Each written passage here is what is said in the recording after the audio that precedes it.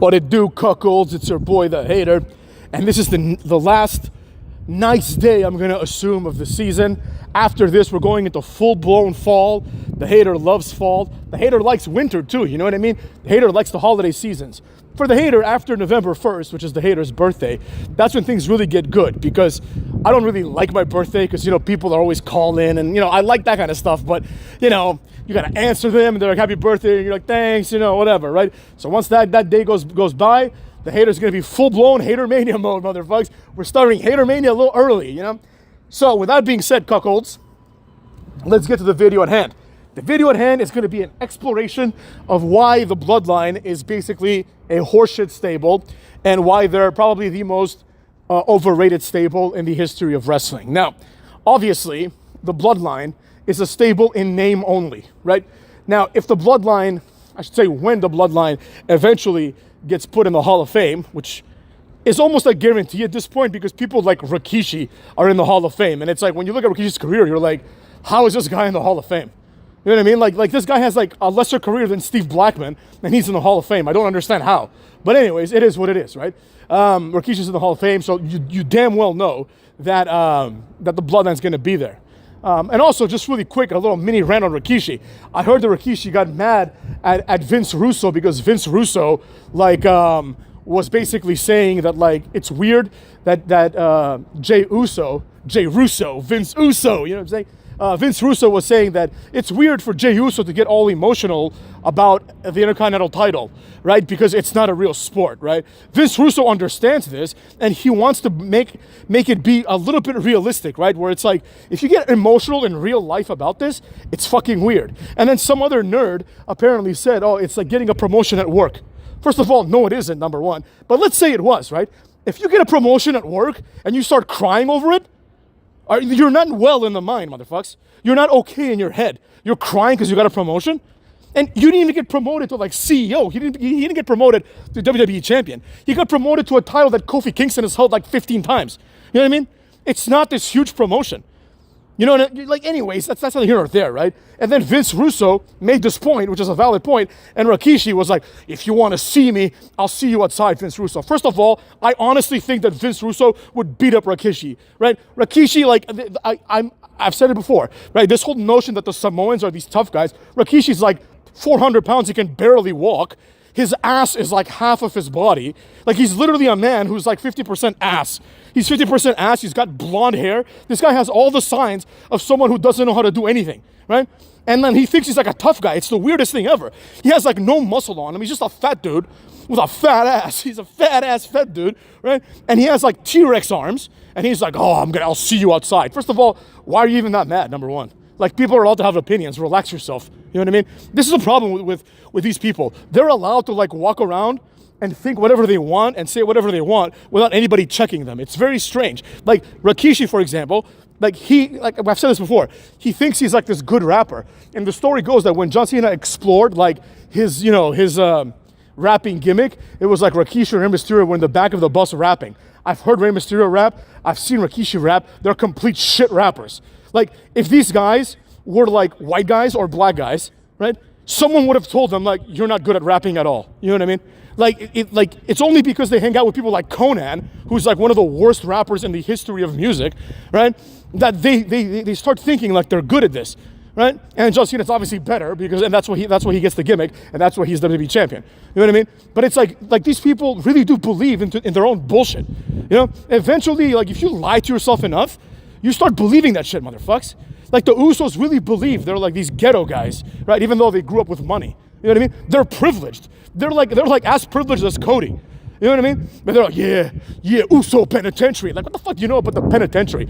Oh, wait a second, hater. Jacob Fatu was in prison. Yeah, for like stealing a car. You know, he didn't even do like one of the crimes that people can brag about.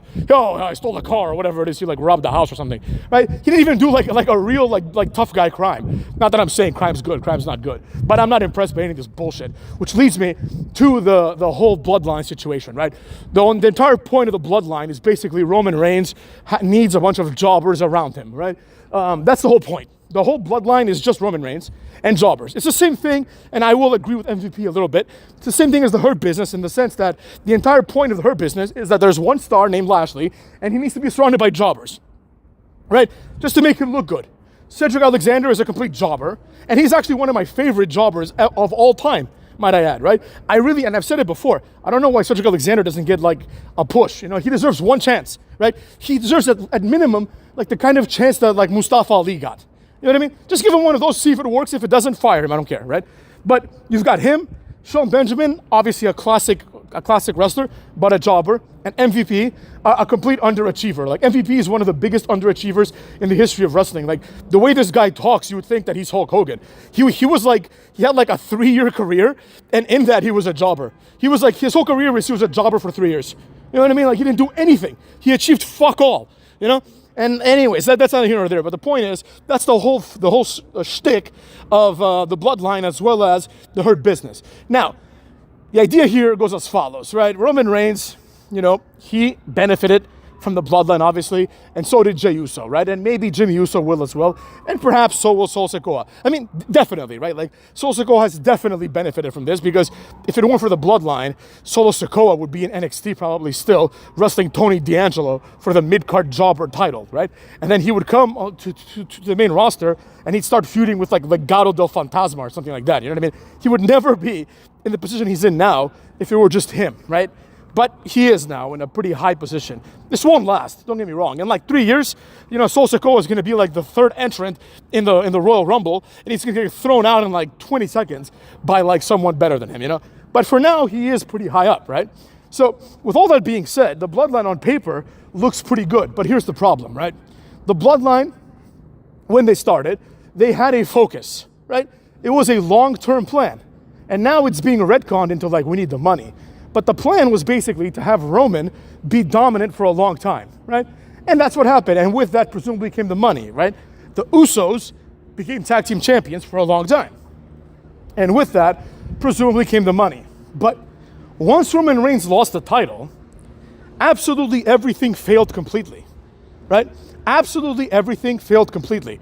And the reason why it failed completely is because Roman Reigns, without the title, is just another guy, right? He is one of the few wrestlers that needs the title to seem relevant, right? Because when you strip it all down, right? When you strip it all down, rest in peace, Liam Payne. You know what I'm saying? When you strip it all down, Roman Reigns is just another guy. There's nothing special about him. Now, I recognize that I've said in the past that Roman Reigns is a star, and I maintain that, right? Now, a lot of people who aren't intelligent enough to take the next logical step might think that's an inconsistency, but absolutely not. I will reconcile it for you right now in 5 seconds. He's a star by today's standards, and I've been consistent about this too, but he would never be a star in the past, right? If you look at wrestling, there are people that are stars, there are people that are mega stars, right? I've said this before, but I'll say it again, cuz. A mega star would be like, obviously, The Rock, Stone Cold, Hulk Hogan, John Cena. That's it. Those are the mega stars. Everybody else that's a star is just a wrestling star, right? Like, for example, The Undertaker, Randy Orton, Triple H is it's the perfect example of just a guy who is just a wrestling star, right? Because Triple H always thought of himself as being better than he is, but he's just a wrestling star. He never got close to being the next Rock or Stone Cold or the next Cena. He never got close to that at all, right? It wasn't even remotely in the same universe, right? And Randy Orton, also, he's like the closest one, I would say. He's almost like a real star. He's like the highest level wrestling star. Like he almost broke into like the mainstream, but he didn't. Everybody else, basically, there might be a few exceptions, like Ric Flair back in his time or something, but beyond that, everybody else is a wrestling star. And Roman Reigns, like if you think about it, like who does Roman Reigns look like more to you? Triple H or The Rock? Like when you see Roman Reigns, do you see more of The Rock or more of Triple H? I think everyone sees more of Triple H. They see a guy who's, you know, popular in wrestling, but that's it, right? That's basically it. This guy doesn't have the tools to become The Rock. He's got a lot of good tools. He's a good-looking guy. He's got a good physique. You know, he's got incredible presence, right? Or aura, as the kids say. But that's about it. Beyond that, right? Beyond that, Roman Reigns doesn't have what it takes to be a megastar. First of all, in the ring, he's not like over. You know what I mean? He's not over in the ring. Like he does the ooh, and people go ooh, along with him. But they also do that for like Sheamus, when Sheamus goes brogue, or Drew McIntyre when he does the countdown. They always do that kind of stuff. They like when CM Punk says it's clobbering time, they also say that too, right? Doesn't mean that they're over, right? They don't react the same way they would react to Hulk Hogan doing the leg drop and doing the little, hand to the ear thing, or when The Rock would pull down the elbow pad and do the most electrifying move. They don't even react the same way when Booker T would do the spin-a-rooney, right? They just don't. And that's a fact of life, motherfucks. That shows that Roman Reigns is not this mega star that people think he is. People might make a mistake and say he's a mega star, today, right? Because he's clearly the biggest star that they have today. But he's not a star. I don't even care. Like, I know some of my fans are from like India and other parts of the world. They're like, he's famous here. Sorry, not to be rude, but nobody really gives a shit. You know what I'm saying? We're talking about America, right? Where the vast majority of WWE money is being made, right? The fact that Roman Reigns might sell a few t-shirts in India doesn't mean anything, right? Because WWE goes to India like once every 10 years. I'm talking about like the present, right? The setting that matters. United States, not even Canada, just the United States, where the vast majority of WWE's money is made because it's an American company. Now, with all that being said, of course the rest of the world matters, right? And if he had like a massive economic impact in other countries, then we would acknowledge that. But as far as I know, he doesn't, so kiss my ass. Now, with all that being said, big old Roman Reigns, cuckolds, right? Big old Roman Reigns. He's got his own faction, but now that he's factionless, and now that, more importantly than that, he doesn't have the title, the question has to be asked, why should I care about Roman Reigns, right? And in my opinion, this current and ongoing Roman Reigns return has not answered that question, right? It's not clear why the fans should care about Roman Reigns. He left as a heel, and now he's like, I'm the only tribal chief. Okay, great. Good for you. Sort it out. Sort it out with Solo Sikoa. I could give a flying fuck who the tribal chief is. I care about who the champion is, right? Because the show tells me I need to care about who the champion is, right? The Ula Fala is not a world title. And nobody else cares about the Ula Fala, right? If wrestling is considered this biome, right? This its own little world, right? Its own little biome, then the rules of wrestling have to take precedence, right? The implications are that even Alex Shelley and Chris Sabin, who just debuted as the Motor City Machine Guns, that even they, if given the opportunity, would want to be WWE champion. But the same cannot be said about the Ula Fala, right? Like if Alex Shelley was given the opportunity to become the next tribal chief, he'd be like, that's weird, I don't want to do it, right? Like LA Knight, you think LA Knight would want to be the tribal chief? No, he'd be like, what is this nonsense? Yeah, you know what I'm saying? But he wants to be WWE champion. He's even gone after the title several times. So that's what matters. And Roman Reigns doesn't want that anymore. And because he doesn't want that anymore, his whole identity is gone. Because for the last 3 years, his whole identity was not the tribal chief, right? His whole identity was, he is the WWE champion. That's all that mattered. That's what justifies Roman Reigns being in the main event, right? He's not in the main event because he's the tribal chief. He's in the main event because he is the WWE champion. And now he's in the main event just because he's the only star they got. Because all the other main eventers are like basically mid-carders. So what I'm getting at here is this. It's strangely enough, even though the Bloodline was created to push Roman Reigns, I think that in its execution, the people that are benefiting the most are, well, Jey Uso kind of, but more importantly, Solo Sikoa, right? Like I said on my SmackDown review, Solo Sikoa is the only character in the Bloodline that makes sense, I get it, Jey Uso wanted to dip his toe back into the Bloodline water, even though he left. This whole thing is like, I left the Bloodline. It's just me. It's in the song. It's just me, Oos, right? In other words, he's not involving himself with any of this bullshit. That's the whole point of Jey Uso. But now he has to involve himself again because, that's just how the cookie crumbles, right? But Solo Sikoa is someone who understood, right? Just kayfabe-wise, I mean, obviously, right? Solo Sikoa, from the perspective of the story, is like, oh, Roman Reigns lost, and he knew, just like the rest of us knew, that when Roman Reigns would lose the title, he'd be gone for several months, right? For 4 months, which is, by the way, inexcusable. But he would go away for 4 months. So what should Solo Sikoa do, right? Should he and Jimmy Uso and Paul Heyman just stick around and do nothing? It makes no difference. It makes no sense. Basically, Solo Sikoa started the Bloodline, right? The only thing that Roman Reigns is angry about, that he has a reason to be angry about, is that he took the Ulafala, right? And that he's calling himself the tribal chief. But who cares if he's calling himself the tribal chief? It's a different tribe, right? It's not the same people, right?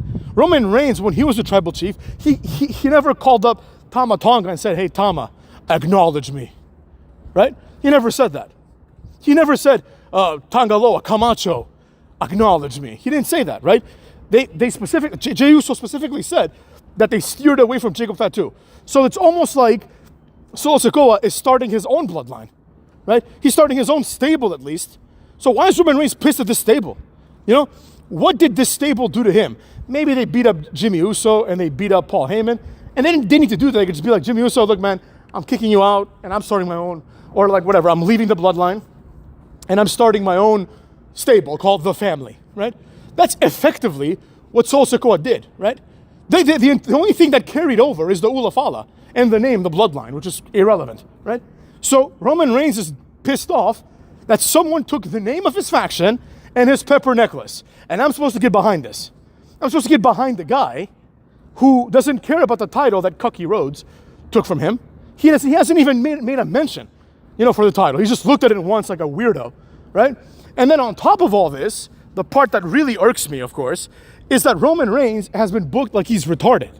You know, like he's being booked almost as bad as Jacob Fatu. You know, and this is a problem. He comes out there, like on Friday, let's just use Friday as an example, because Friday almost looked good. He almost looked good because he beat up all four of them. And then afterwards, he's just standing in the ring like a moron. He looks at the Ulafala for like 5 minutes. Just put it all around your neck and leave. You know? But basically, he waits just enough time before he puts Ulafala on for Solo Sikoa to low blow him and then to ultimately beat his ass and take the Ulafala, right? And it's like, why are you this stupid? Why don't you just take the Ulafala, put it on, and go help Jimmy out because he's hurt? Instead, he's just this dumbass, putting it on slowly, just getting his ass beat for the second week in a row. And this is after the fact that he beat Cody Rhodes. You know, I don't understand why they need Jey Uso. Just be like, hey, look, we've got Cody Rhodes. We helped him. He helped us. We thought that Cody Rhodes wanted to get rid of the bloodline, right? And then you also have Randy Orton, right? Randy Orton also wants to get rid of the bloodline. So just do that. Just be like, okay, Randy Orton, Cucky Rhodes, you know, like they can go beat up Kevin Owens first, right? The four of them versus the bloodline. And even Kevin Owens could join because he also hates the bloodline in addition to hating Cody Rhodes and Randy Orton, right? So you could just do it like that. You don't need Jey Uso. You don't need the jobber. Jobber Jay, motherfucks. So none of this shit makes any sense. And Roman Reigns just looks like an idiot, right? He looks completely different than the guy that was champion for 3 years, right?